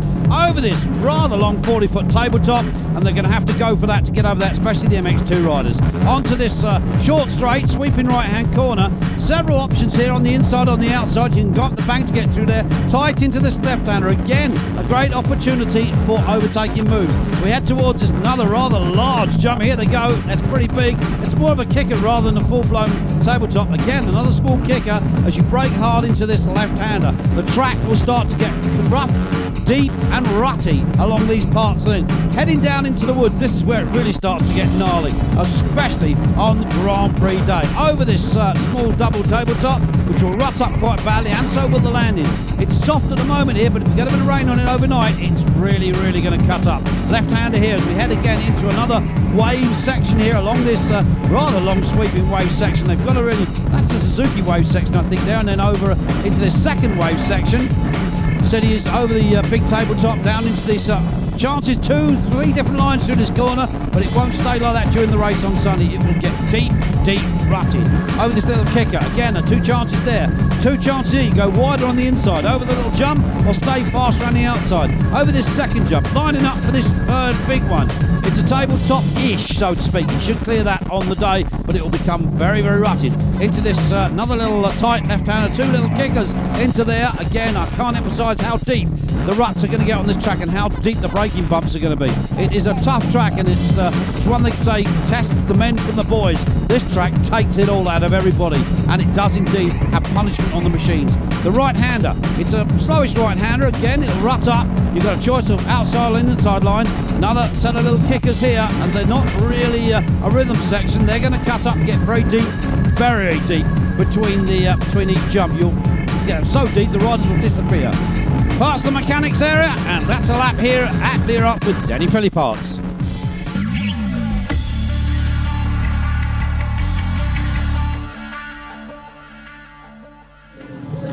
MX1 then, race 1, Stefan Everts on pole, going for that 100th Grand Prix overall result. He's got to win both races to do it, mind you. Ramon Didyka there along to Josh Coppins also. Coppins, of course, the big threat here, but this is the backyard of Stefan Everts. If there's anywhere he can win, it's certainly got to be here. Brian Jorgensen announcing his retirement after the last Grand Prix in Ernée. Sad loss to the sport from the young Dane due to injury problems, and of course he just lost it. His head just says he can't do it anymore. Here we go then, race 1 gets underway. Who's going to make the first corner? That's Coppins. That is the Honda of number 2 Josh Coppins.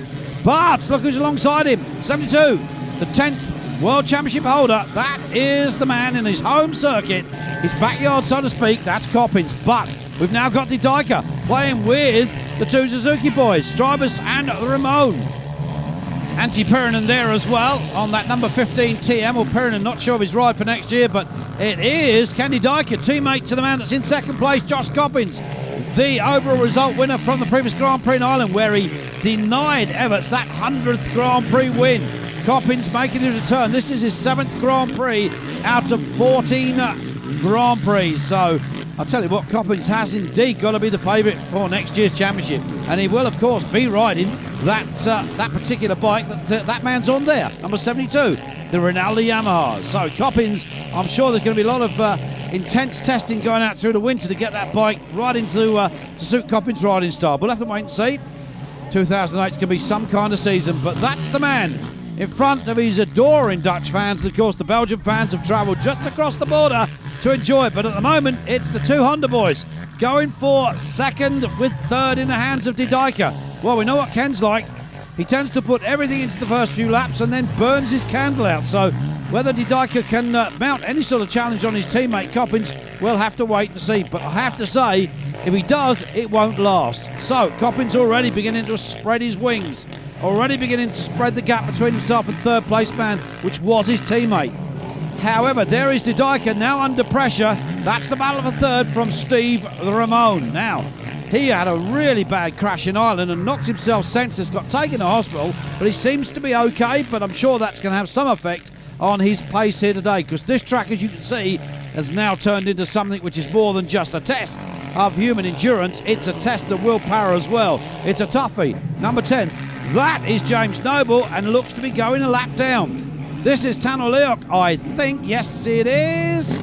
Yep, indeed. Leok in 4th place. Well, that shoulder injury of his that he picked up midpoint in the season has had some effect on his results. He's been struggling a little bit, but he seems to be just getting it back together. But I hope for this young man for next year. But here he is, race 1, going the way that we fully expected here in his own backyard. Everts is on course to take the 25 points, just one more step closer to that 100. He looks across at his pit box as if to say, thank you guys, it's all mine. Here comes the checkered flag. He knows he's got it. Everts then from Coppins, from Ramon there. 3 different bikes. Leok, Didaika, Strybus for Hoban, and Breen Bass for Hoban on the Kawasaki. Number 78 having a great ride. Barragan on the KTM of course, and looking further down, Nemet number in 14th place, Freebergs and Desali. So Belgium, Latvian and Hungarian down there.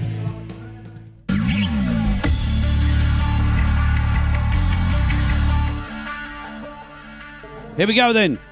The second moto here from Lierop, just outside Eindhoven. The rain has ceased. Championship number 10. He's already got that. He's going for number 100. Is he going to get it? It's Coppins again. What a great start for the Honda man. And then it's Ramon. But there is Everts sweeping round the outside of Coppins. He knows that he's got to get in front of the Kiwi because he is the biggest threat to him. Over the jump they come side by side, but it's Everts up the inside. Coppins around the outside, then Ramon, then that could be Tano Leok there in 4th place. Definitely Kawasaki, no doubt about it, but there is the number 11 bike, so 3rd place in race 1 for Steve Ramon. Can he do it now in race 2? Well, that track is getting so rough. You can see how rough it is.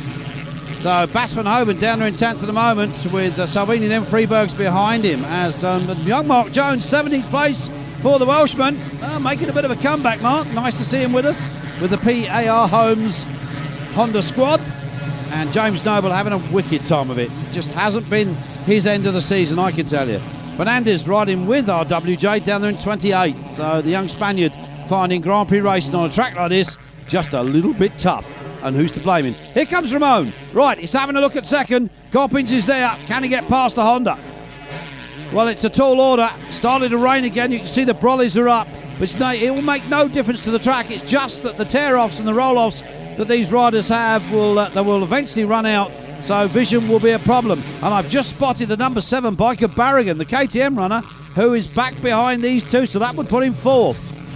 Coppins 2nd. Ramon 3rd. Barrigan 4th. Can Barrigan get past the Suzuki and snatch 3rd place in this second race? The wait and see. Coppins determined to get rid of that Suzuki that's following him. And of course the KTM is also a threat. So we'll have to wait and see what happens. Meanwhile, where is Barrigan? May well have been back there behind that group, but I just got a glimpse of a Honda. 4th place then, Jonathan Barrigan on the KTM, the 2007 bike. A little bit of a saviour for the KTM squad this year after losing Pichon and, of course, Tortelli to injury. Pichon, of course, deciding to give up Grand Prix racing. But I'm told that he is going to ride at Ernay at the final Grand Prix of the season in front of the French crowd. Bit of a farewell from him. So it'd be nice to see Michael there if he does arrive. Ken Didyka and Kevin Strybus. So I said Didyka was around there somewhere. 5th and 6th. So can keep it going. That fitness level of his just doesn't seem to last out to 35 minutes plus 2 laps, and especially on a track like this, 6'4", it's a long way up and a long way down for that lad when he needs to stand up or sit down. The smaller lads don't have so far to go. Almost a mistake there from Strybus. You saw him dig in, get pitched onto the petrol tank. Some of these bikes run in bigger tanks than normal because these sand tracks, there's always a worry that they'll run out of fuel. It's power sapping. It really does soak the power out of the engine. They're mostly running sand tyres, which is kind of like a paddle tyre, really. And it's the best tyre to run in these sort of conditions. But look at this. Didyka holding his own at the moment against the Suzuki. I won't say the younger man. So the two Belgium, Jones is still there 13th. So Mark Jones having a good ride. Just looking at the list. Antti Pyränen looking for a ride for next year, leaving TM. So let's hope he gets one. Noble, I think, is out of this one. So is Bobkovs, and so is Bernandez. So nevertheless, this is that scrap going on between Didyka and Strybus. So what can Kevin do? There is the man out front. He's on course to make it 100 Grand Prix wins. Oh boy, this is going to be a celebration for sure. The preparations have been made. They were made for Ireland, but unfortunately Josh Coppins hadn't read the script, and he was not interested in letting that man beat him. Josh wants to win and wanted to beat Everts before the end of his career. Oh, a problem for Bas van Hoven. Well, his hand came off the handlebars, leg back, that pulled him off the bike. So the Dutch rider, number 78, riding for Yandergroot Kawasaki in place of Stephen Sword. He'll get back on the bike and get it going again, I feel sure. 3rd place, Barrigan has moved up one then. Good ride from the remaining KTM runner. I have to say, the lad is re-signed for next year, and rightly so, because he was brought in. He's a product of KTM. They have been nurturing this lad for some years, and he is now starting to deliver the goods. He knows his way around that bike, that's for sure. Who is that he's about to go past? Was that Didyka? Well, there is Coppins, and Bas van Hoven about to be passed, already been passed by Stefan Everts. So Coppins, 2nd place man, about to go past Bas van Hoven, so they're lapping up to about 8th place at the moment, as they did in race 1 last week. They were lapping up to about 5th place at Desert Martin. It was incredible, and Coppins was incredible last week. A track that he knows well. He's ridden and won there on the British Series, and he certainly went there with one thing in mind. That was to beat that man who got himself in a bit of trouble there, Stefan Everts, and he did indeed beat him in the second race by over 12 seconds. Oh, Stefan, what are you doing? 100 Grand Prix wins on the horizon. You can't afford to make a mistake now, because if Coppins gets past you, that will give him the overall result and will deny you that 100. And everybody is in the sidelines waiting with the trophies, the accolations, the champagne, and no doubt a T-shirt or two saying 100 wins. He's already done 10 Grand Prix. He's already done 10 Grand Prix World Championships. Did it in 125, did it in 250, did it in 500, has done it in this MX1 class. Here he comes, he knows he's got it. He knows, and everybody, no matter what colour they wear, applauds the man, the king. He is the best of the best. There's no denying that. This is a record in the making. History is being made once again by Stefan Everts. Where's his dad, Harry? There's the team. There's Michele Rinaldi patting him on the back. Look at him. He's jubilant, eh? There's Harry. He wants to get a hug of his dad, and Harry loves it. 4 times the world champions on go from Ustream. Congratulates Everts on 100 Grand Prix wins. 10 World Championships, 100 Grand Prix wins. You have witnessed records once again. What more can we say? Hey, top 8 going through there. Looking further down, Bas van Hoven finally finished 10th. Great ride from Mark Jones in 11th. Holy smoke, I've run out of breath. I've run out of energy as well after that. So, let's have a look at the overall results then. Well, of course, it's 50 points for Stefan Everts and, of course, 44 for Coppins. Steve Ramon gets on the podium. Strybus, Barragan, Preem, Verhoeven and De Dijker, who had 12th in that second race. Freeberg's looking further down. Tannerleuk, not a good race for him. Wyatt Davis, who recovered after that big crash he had last week. He's in there and he scored a few points. So Mark Jones, great, 10 points. Well done, Marky boy. He'll be happy with that for sure. There they are on the podium. Here he comes with young son, Stefan Everts. Well, that young man is going to get himself another red plate, I feel. Here comes the trophy. Leon has got even Leon punches the air like his dad now. He must have been wondering what was going on last week when his dad was on the second step and there was someone higher. He was looking up to say, hang on, Dad, aren't you supposed to be up there? Doesn't quite understand it yet, but I'm sure he'll get to know. Here comes the red plate. Wolfgang Schrub, then the FIM CMS president, gives it straight to Liam and he says, thank you, that's mine, there you go, we got another one. He must have a nursery full of those. And Giuseppe Longo presents Stefan with the commemorative plaque, 100 GP wins. It'll never be done again, not in our lifetime. Well, Wolfgang Schrub has a little present for Stefan from the FIM to commemorate those 100 wins. And there it is, in yellow of course.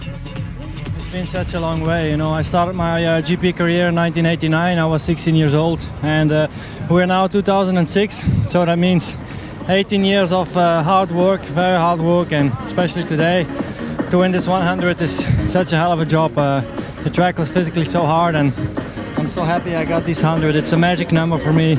It's such a hard work, but thanks to everyone who helped me. Thank you so much, and check it out, 100, unbelievable.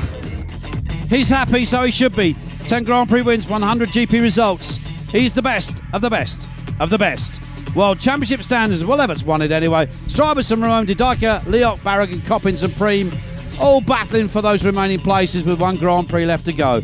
Pascal Lorraine makes a move next year to where we don't know. Garcia Vic, who didn't race here. Perinen, Crockard had a terrible first race when he crashed. Didn't win in race 2. Brian Jorgensen, part of race 1, pulled out. That's it for Brian. He's announced his retirement. It's a shame.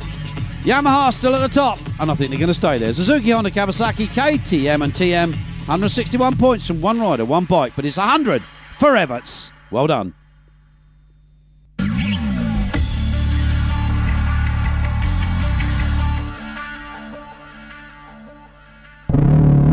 So let's go for a lap of the fabulous circuit here at Ernée in France. Luigi Sighi and Luc Leons on the JK Racing machines. That's Luigi Sighi, number 7 in front. Very wet, as you can see. We've had heavy rain for the last couple of days here at Ernée, and the track is extremely slippery. So, as you can see, we've got off the start. We're into this first section of corners, and Leons looks to one side because that is Luigi Sighi, his teammate, out front.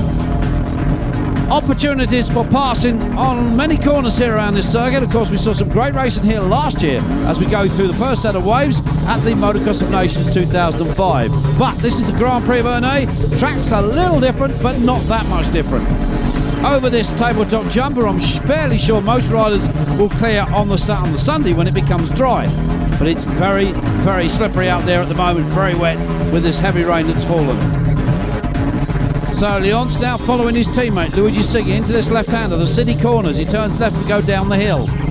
Over the road section, through that little double section of jumps, into the right-hander by the Aprilia banners. Powering up the bike, trying to find some grip in these slippery conditions. They go up the long hill, over this uphill jump, onto this second jump, and to the tight right-hander by the UFO banners. Lap times here probably around about 2 minutes. Some riders will no doubt, if it dries out, get around the 158s, 159s, but it is a pretty technical track with a lot of cambered sections, as you would expect from a French circuit, as it meanders around through the hills.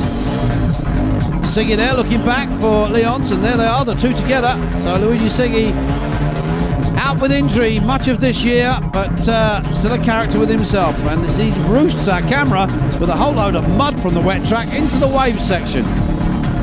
Very, very slippery through here, but it will dry out, of course, on the Sunday. We should see some good racing. Over the two little jumps there, as we turn to go back downhill once again. On this off-cambered section, very, very slippery. Even when it's dry, it can be quite difficult and quite technical as you go into this tight left-hand corner. Opportunities to pass on outside or in the inside. It just decides which way you want to go. As they try to find grip to get up this long hill, it's a big uphill jump.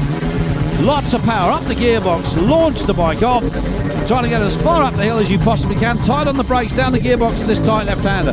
As we turn back down the hill, it's off-cambered again, sloping to the right as you can see, onto the KTM corners. They turn back uphill once again. Another small jump on the way up, not very big, as we go into this little tight left-hander by the Aero corner. Aero, of course, they have one of their helmet sponsors. There's still a downhill section by the VIP media centre on the left-hand side. They turn left to go past the pit boxes, and that's a complete lap here with JK Racing. Hope you enjoyed it.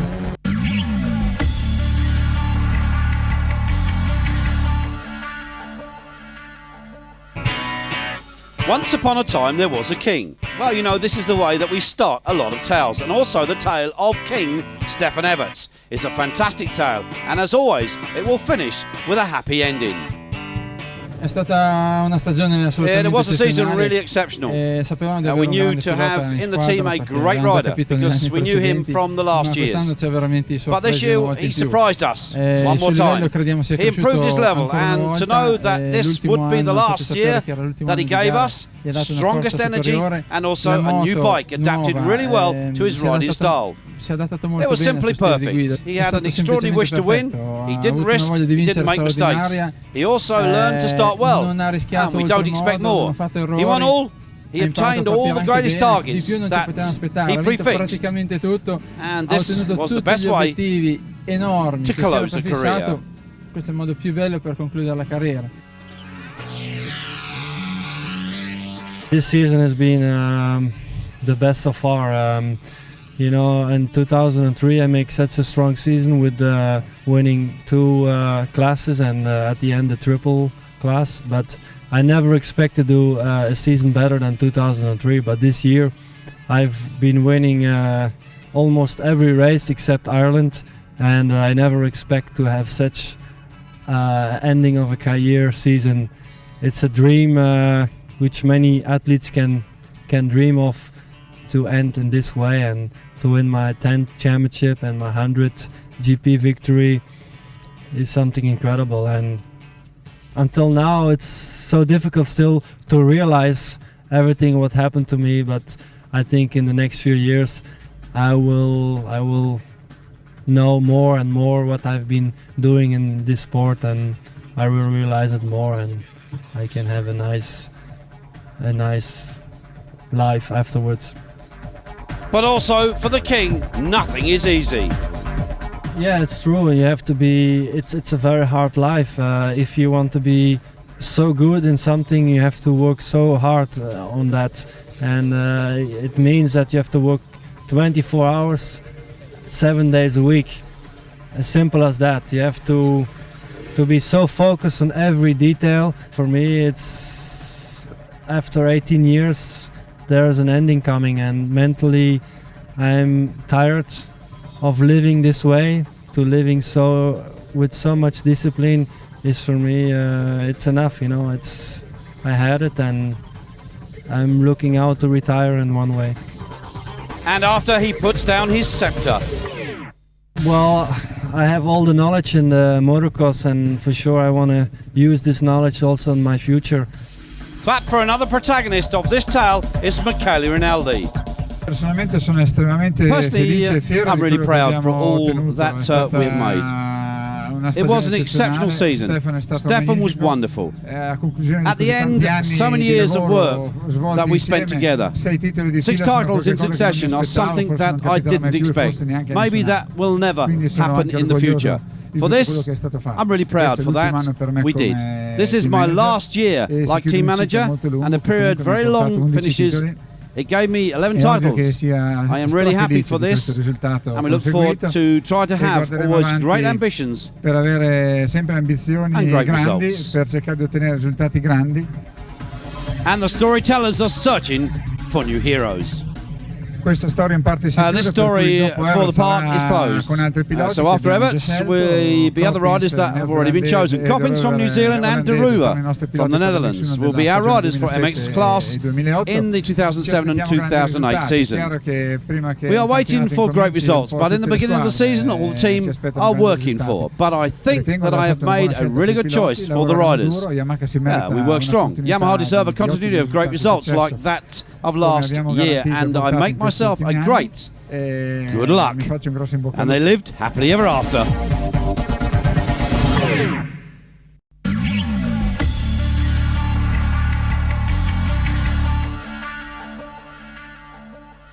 So here we go then, MX1 Race 1 on pole, Michael Pichon, the former 250 world champion twice.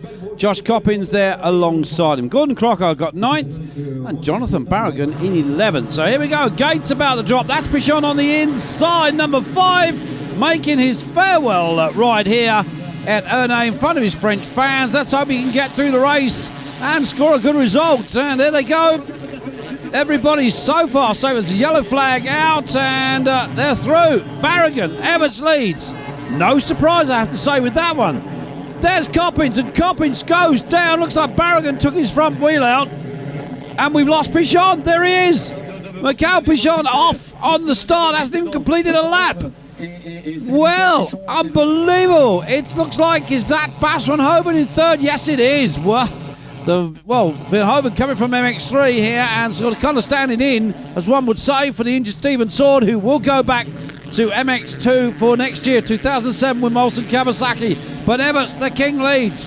Barragan, the Madrid man, born in Madrid, rode out of Barcelona, now I believe rides out of Belgium, is there in second place with a great battle on here, and that's Yves Demarié, the newly crowned MX3 champion, who will ride for the French team of the Motocross of Nations in England on the 24th of September. Stefan Everts will, of course, ride for the Belgium team. No surprise there, I have to say.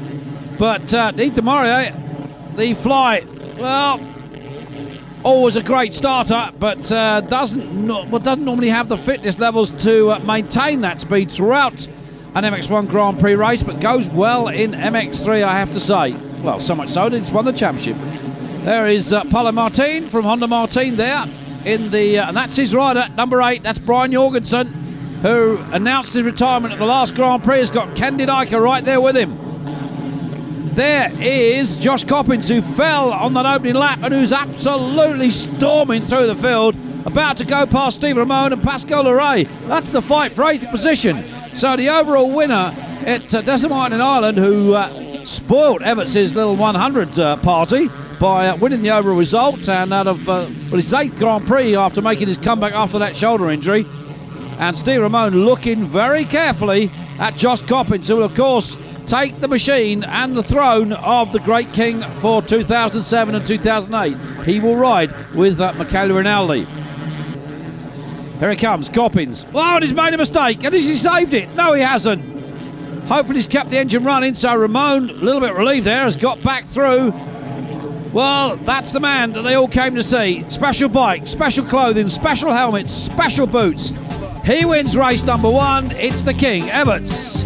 Then that's, well, if he can do it again in race 2, that'll be 101 Grand Prix wins. But Everts from Barragan from Strybus, Leok Didyker, Coppins got up to 6 again, Ramon and Jorgensen, top 8. Noble in 9th and Gordon Crockard finished 12th.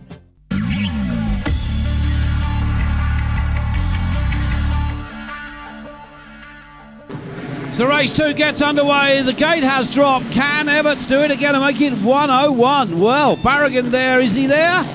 Looks like he is, but not a good start for number 8, Brian Jorgensen, way down the field at the back. Looking for, and it is Everts. Now, who has he got alongside him? Is that Coppins? Yes, it is. No surprise. Josh Coppins, who spoilt the party for Everts in Northern Ireland. Josh, of course, taking the overall result, first one of the year. And that was his 7th Grand Prix. This is his 8th Grand Prix. Well, no, that was his 6th Grand Prix, because they then went to Lierop and now to here in Ernée for the final Grand Prix and the final race of this 2006 FIM World Motocross season. That is number 11. No, sorry, that's number 24. Teammate of number 11. That, of course, is Kevin Strybus. third position and will finish second in the standings behind Everts to go into 2007. He will have, I suspect, the number 2 plate on the bike, but that's Tanner Lurk alongside him. The Estonian making a bit of a charge in the latter part of the season. He started well, but then picked up that shoulder injury, and now he's on the gas. So on the Vandergroot Kawasaki, but look at Everts just throwing his kisses to his fans that have turned out in mass here to enjoy the King at his final Grand Prix ride. And he's got so much time he can almost stop for tea.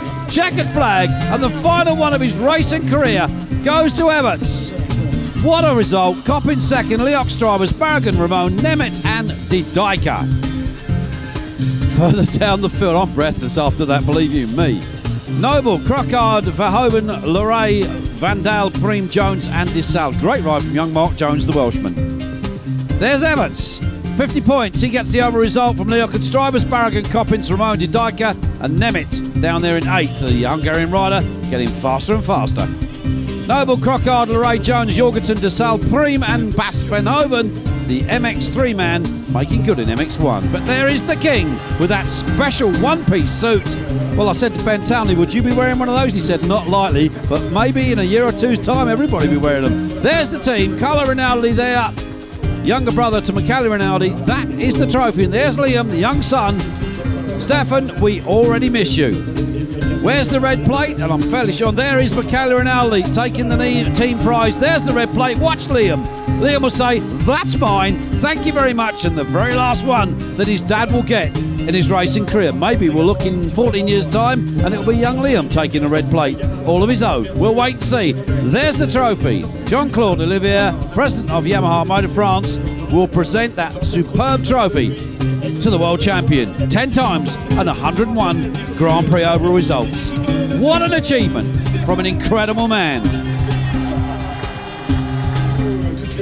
Champagne celebrations underway, and they've got more things in store for him, believe you me. Look at all this, all the riders, the top riders from MX2 and MX1, the end of a legend. Stays, but thank you, Stefan, we will miss you. Merci, Stefan. Yeah, it's been a hell of a career, you know. It's been many ups, a few downs, but it's so nice to end it here in France with my 101 victory. It's been a ride for 18 years. I've been traveling so many countries, I've been in so many airports, in so many hotels, I've been training so many miles, I've been riding so many hours. It's unbelievable what I've been doing in 18 years time, but still, you know, today I still enjoy my riding, and my first love was my bike and it's still my last love, and still I felt that love today in the races I've done, and it's just incredible. I have such a big passion for my sport, and so I had such a big ambition, and I hope I can be an example for many people or many kids in the world. It's possible, you just need to want it. It all started in Firenze in Italy. It finishes here at Ernée in France. What a legend, what a career. Everts, 739 points. Strybers, Ramon, De Dijker, Leok, Barragan, Coppins and Preem. Well, that's their top 8s. They'll all be changing bikes and places for next year. Leray, Noble, Melot, Garcia Vico, Crockard, Pirin and Julian Bill. Van Dali there 16th. Crockard retains his number 13 plate. Yamaha win it from Suzuki, Honda, Kawasaki, KTM and TM. What a year it's been, and what a career for that man. 18 years, there's his father Harry. The legend will continue.